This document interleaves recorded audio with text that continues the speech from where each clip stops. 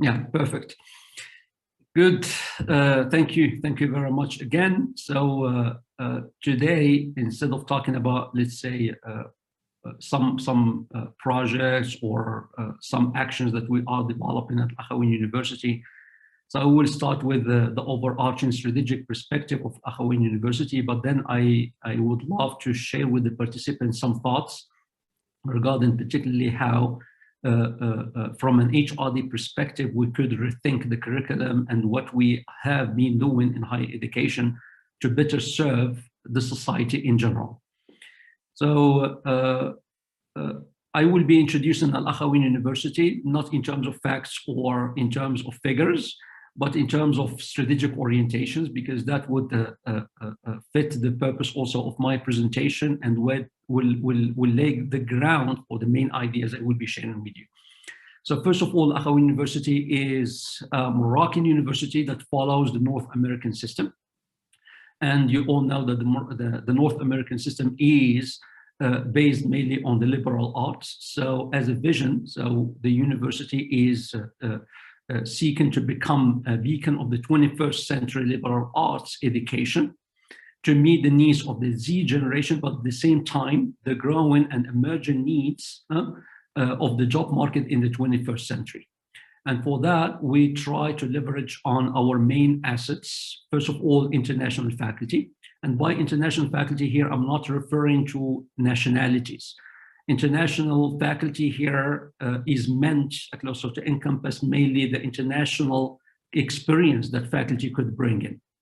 So here we talk about international and Moroccan faculty bringing international experience to have throughout the curriculum and also different processes that we are running university-wide.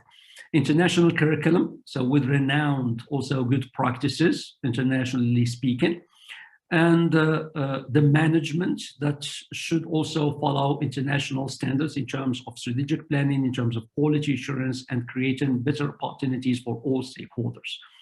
And our success factors, and we really believe in that, and we are working to foster such a culture of engagement, diversity, and inclusiveness. I will be talking about that later on, just to get to know more about the specificities and also the characteristics of this dimension.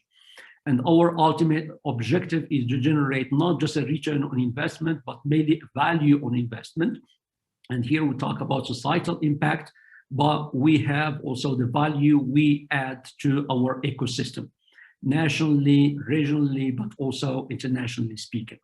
So these are the main orientations in line with the thoughts and also the different ideas and opinions I will be sharing in this presentation. As you all know, today we are living in a VUCA environment. And VUCA refers to volatile, uncertain, complex, and ambiguous. Volatility, of course, and uncertainty, complexity, and ambiguity, all of these different characteristics of the current environment are stemming from different technological changes, globalization dynamics, innovation, also actions, among other things. But what is really important is to focus much more on the right capabilities that we have to develop in order to cope with such changes. And here I'm talking about decision-making, agility, flexibility, innovativeness, research and development, just to name a few. And here, again, those capabilities, we can think of them at the organizational level, but they can also lay the ground for potential learning processes that will affect also the development of individual and team-based skills. In line with this, we all know, and again, just for the sake of time, I cannot go over all of these different trends at the social level, political, economic, technological, among other things. But we know that they have been causing different changes and different challenges at the same time for higher education institutions. And again, here we know that there are so many emergent practices in different higher education institutions. You have examples here illustrating how we are elevating on instructional design to rethink the curriculum, to rethink also the way we have been developing learning processes and catering to the needs of the Z generation. The adoption of different systems like analytics for student success, combining different institutional but also market-focused indicators to measure success. So success has today a different definition that refers mainly to employability, but also to specific talents and different knowledge, skills, and competencies that would generate value. Adaptive learning technologies to have more customized learning experiences. We talk about also machine learning, artificial intelligence, the use of extended also reality, open educational resources, just to name a few. But here I would like to bring your attention to some of the changes that have been affecting also higher education institutions. Today, with online education, it's not just, let's say, a different instrument whereby we try also to cater to a specific knowledge acquisition need. Today, online education is more than that. It's about actually facilitating better learning, engaging in customized experiences, and also providing a personalized learning experience for learners. We have also to customize, because we are dealing with new habits, we are dealing with new learning characteristics, we are dealing with a new student population. And what is really interesting is to see also the growing and emerging dynamics in education in general. Because again, today when we see that Elon Musk or Tesla are hiring not based on the degrees, but based on talent, here we find that also in the learning, I would call it market, we can find alternatives and valid alternatives also to higher education processes, whereby we could still foster those talented and foster those kind, let's say, of knowledge, skills, and abilities that we really need in the job market. And here I don't want also to recall the attention to the skill gap that we are still witnessing between what we develop in academia and the different needs we have in industry or at the government levels. Sharing such different trends and different dynamics will help us just somehow build such a connection between the VOCA on one hand and the kind of skills or the kind of competencies that we really need also to have in the 21st century. So, and I'm sure that all of you are quite familiar with this framework, presenting the main skills. In some circumstances, we call them also soft skills that we really need to foster throughout our curriculum and different learning mechanisms. And here there are three main, let's say, specific characteristics of the profile that we want also to develop through academic systems. First of all, we are not anymore interested to have people or new graduates seeking job security. We want also to have graduates with entrepreneurial spirit, graduates who could become entrepreneurs, innovators, and who could generate better opportunities also for others and for society in general.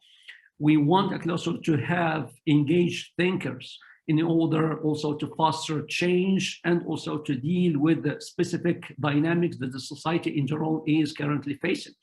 We want also to have this ethical dimension, so being clearly stressed in the kind also of attitudes and behaviors that we should exhibit when working in specific environments. And here, I'm sure that you are quite familiar with all these different skills in terms of critical thinking, creativity, social responsibility, communication, collaboration, leadership, digital literacy, lifelong learning, among other things. This was to have, let's say, an umbrella under which I would like also to share with you some thoughts and some paradigm shifts that we need really to consider in changing, I will say even revamping and adapting, adjusting, aligning our education systems to make them really reliable partners for societal development. First of all, I think that this is really important to shift from what we call higher education in society to higher education of society. So higher education institutions cannot become just like any other actor, but should be the catalyst to generate better learning mechanisms and also have an impact on society in general.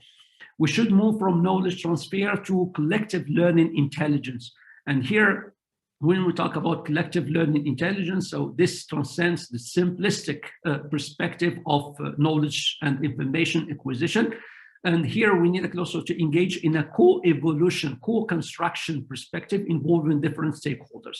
And then last but not least, also in terms of management, we have always been talking about, yes, how to foster internationalization through setting up different offices or through developing interesting strategies and getting so new accreditation labels and so on. But I think that this is not really enough. We need also to move from this logic of management in education towards academic entrepreneurialism. So it's more about creating opportunities for different stakeholders. It's about creating also those necessary platforms for people also to develop their knowledge, their skills, and their abilities, but also at the same time to take initiative and experiment with new things and bring in new innovations. Here are some potential venues, and here I would like also to focus mainly on this employability dimension. I would like also to build on this perspective to have a more systemic approach, that we have to focus much more on the process level. Till now, I think that what has been done in a good number of higher education institutions, that we stayed at the level of what is strategic, but we really need a closer to rethink the main processes we have in higher education, just to make sure that we don't have anymore that label of being these big and rigid ivory towers. So we really need a closer to make sure that we have such kind, let's say, of systemic and also process approach, and think in terms of being entrepreneurial and also stakeholder universities. So here, when talking about process levels, I think that this is really important to focus much more on instruction and design. If we want also to embed the 21st century skills, we need also to have them as main intended learning objectives also throughout the curriculum. And for that, we have to come up also with the right content, with the right also pedagogical and andragogical methodologies, also in terms of delivery and also in terms of assessment. So again, this supposes that we really need to experiment with such kind of instruction and design throughout the curriculum. Learning paths, because we cannot just have this logic of one size fits all. I think that we really need to get into customized and personalized learning paths, and building, let's say, learning mechanisms like a puzzle that could adapt, could also adjust to different needs and different also requirements and different learning habits. Learning across the curriculum, this is important, particularly when it comes to soft skills, or what we call the 21st century skills. Here again, we cannot learn that in one specific subject area, but we really need also to have such kind of transversality across the curriculum. Learning and research, yes, till now we have been talking about learning and research as being intertwined in a way process in academia, but nothing has been done in that perspective to create such symbiosis, I will call it, between research and learning throughout the curriculum.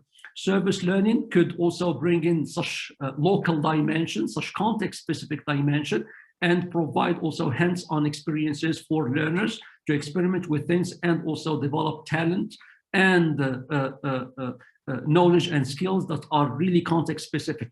Rethink and delivery and assessment, because here again, unfortunately, in a good number of higher education institutions, we are still much more focused on exams. And we know that exams are just potential tests to identify better or efficient ways for information and knowledge acquisition. So memorizing learning content instead of experimenting with new things. So, and here we really need also to have assessment mechanisms that are much more focused on competence building, on talent, right? And ways whereby we could measure the learning success, the student success, and also employability and the acquisition and development of 21st century skills. And for that to happen, I think that these, there are two main, let's say, managerial perspectives here to adopt. First of all, the triple helix, or what we call it today, the quadruple, because we involve also the civil society. I think that such connections between academia, industry, and the government should be anyway so worked out. not just to have, let's say, lectures, not to have just exchange of experiences or internships or facilitate employment for new graduates, but you should go beyond that. And I think Natalie mentioned really a couple of examples that are matching such a new perspective. And last but not least, universities as being really communities of practice. So it's not about just being developers of knowledge. It's not about developers being developers of profiles and graduates. It's a question really of being a community of practice, promoting good practices that are context-specific, serving the interests of society at large. Last slide I want also to share with you, and here again some thoughts, because they have to deal with the curriculum, they have to deal also with the way we should, whereby we should rethink what we do in academia and in higher education in general. And here it has to deal with diversity, diverse thinking, and inclusiveness. Here, based just on some relevant lessons from the European University Association, I think that it is really important to stress this social dimension in learning, because otherwise, as the title of this webinar, we want also to foster global skills, but in a local context, right? So the social dimension in learning is so important. Last week with the first webinar, we had the discussion about the de-Westernization, and to what extent we could really think of internationalization versus the Westernization or de-Westernization. So I think that this is really important to have such a social dimension being embedded in our learning to make sure that there is a clear impact in terms of societal development. Inclusion is not really an island, it's like internationalization, because again, for years, we have been witnessing such a dynamic in a good number of universities to have such a nice office dealing with internationalization or dealing with inclusion or diversity, but without a clear, let's say, interaction with the specific learning processes and how such learning processes are really done in reality. Teacher training from an HR perspective, this is really important, because when talking about teachers, we know that they are the knowledge providers, but we don't want them to just keep the same etiquette and the same function. We want them also to become really the main catalyst to manage diversity in their classes, but at the same time being the mentors and being the initiators of diverse thinking taking place throughout learning processes. And leadership support, again, when we talk about leadership support, so here it's not a question just of having the specific managerial processes in terms of strategic planning, strategies of internationalization, diversity management, and so on and so on. No, it's really about fostering this culture of engagement. And we know that there are so many things to do about performance management, coaching, incentives, among other things in higher education. And last point, universal design for learning. We know that this is a standard, but again, we should not take it from a standardization perspective. So the idea here is not to standardize what we do in learning. The idea is to come up with diverse learning to create also equal learning opportunities for everyone, where everyone could find what he or she really needs to develop, but at the same time to come up with new ideas, to innovate, and also to seek entrepreneurship and also intrapreneurship opportunities at the societal level in general. So those are the thoughts that I wanted also to share with you. Thank you very much for attention, and I will be more than happy also to address any questions you may have.